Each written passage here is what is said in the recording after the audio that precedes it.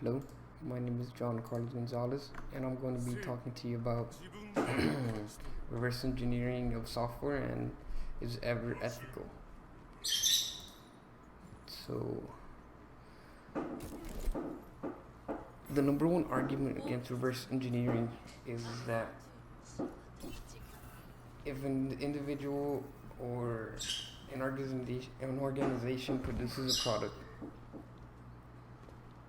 is it okay for you to basically take that product apart and discover how it works?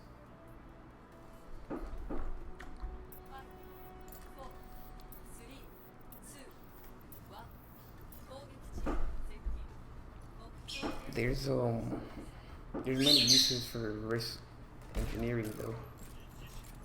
It can be used as a learning tool, as a way to make new compatible products, making software interoperate more effectively, and uncover coordinated features of commercial products. So basically, there's a lot of ways that you can use reverse engineering that will not be ethically bad. So to start off with some examples, I'm going to be talking about Photoshop. For this example, Photoshop can cost up to $82 a month, and some people don't have the means to be paying $82 every month for a Photoshop license. So reverse engineering can be used to make a much more cheaper alternative, or even free, by taking Photoshop, the program, and disassembling it, seeing how everything works, seeing the codes, taking parts of the code to create your own version of it. So moving on from that, there's often times when programmers look for a base to start from instead of starting from scratch. So let's say they're creating a game, and for example, right now there's the most popular online games right now are battle royales. So let's say I wanted to make a battle royale, I would take Fortnite as an example, and use reverse engineering to see how it was coded, see how certain functionalities work, certain information, and I can use that information to create my own version of the game, so it can be competition.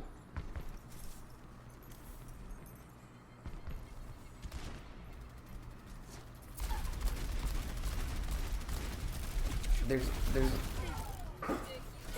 So moving on from that, programs are often replaced by newer, better versions of the same program, and sometimes the newer version is better for the majority of the people, so support for the older version is discontinued.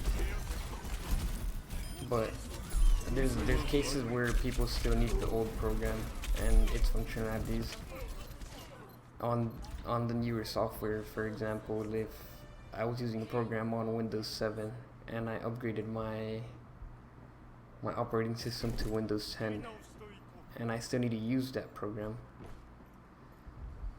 but the program is not supported by Windows 10, then I can use reverse engineering to create an update that will allow it to be used on Windows 10.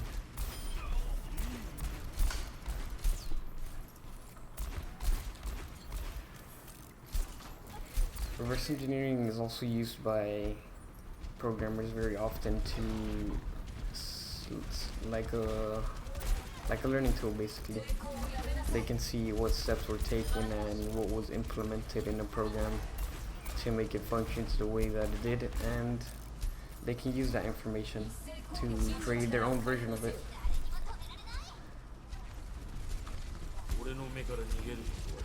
There's also cases where the commercial products include features that are not really shown in the instructions and stuff. So reverse engineering can be used to uncover them and be able to use them. Since the user paid for the product, they should be able to use it to its full extent, right?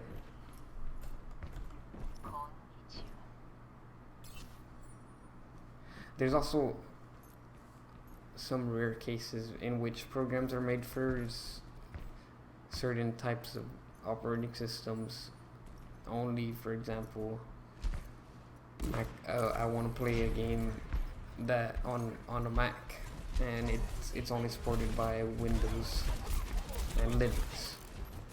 Reverse engineering can be used to work on the code of the program. Basically, take it apart, see what steps were taken, create the program again to be able to function with the Mac OS.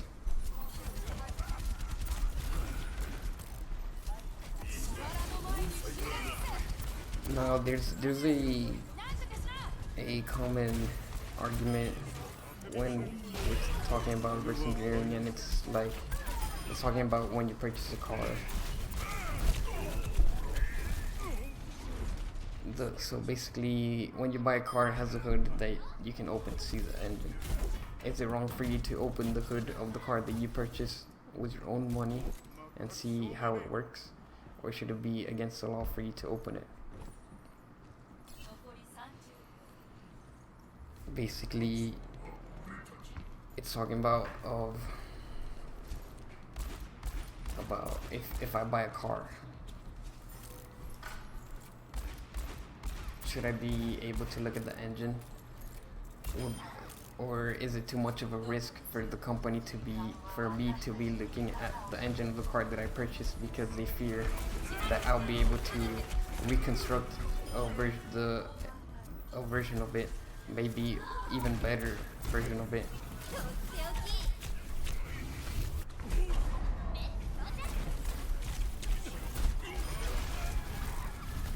And so the two arguments would be that since I purchased the vehicle, then I should be able to see how it works, and if I wanted to create another version of it, I should be able to because it's mine. Or it can be the other argument is that I should not be able to know how it works because I did not create it, even though I purchased it. I did not make it, so it should not be up to me to make another version of it